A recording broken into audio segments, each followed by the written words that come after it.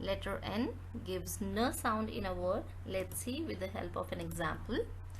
Napoleon Bonaparte. Napoleon Bonaparte.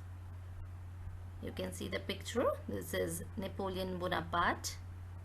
Napoleon Bonaparte was a French military leader and an emperor of France.